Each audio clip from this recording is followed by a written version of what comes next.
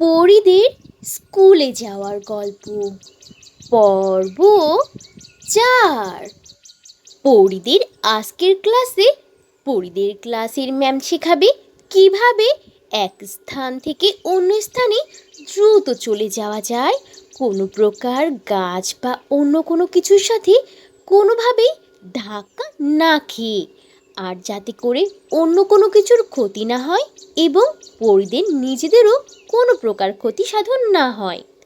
তাহলে দেখা যাক ম্যাম কিভাবে ওদেরকে শেখায়। পরীদের ম্যাম পরীদেরকে খুব ভালোভাবে সব নিয়মকানুন আর সব কিছু বুঝিয়ে বলে।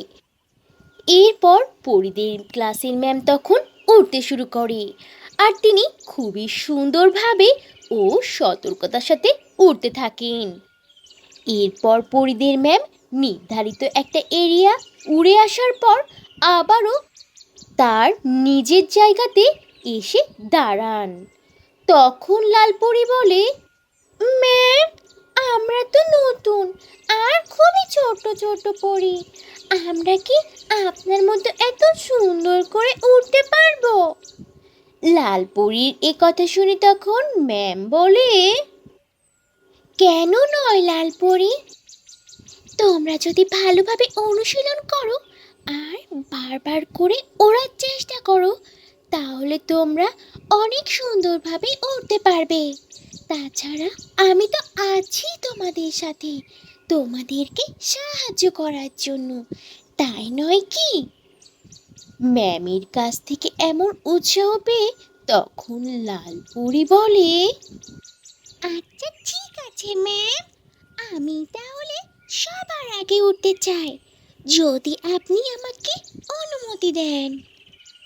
পরীদের ম্যাম তো পরীদেরকে ভালোভাবে উৎসাহিত করলো, আর তিনি ভালো ভালো পরামর্শও দিচ্ছেন।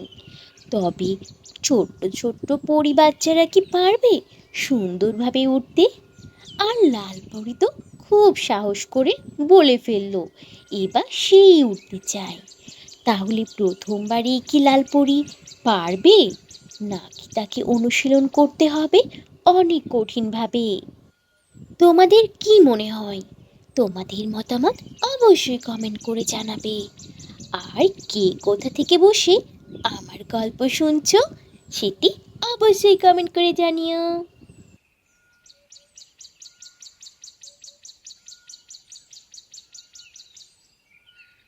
তো বন্ধুরা, এই ছিল আজকের গল্প।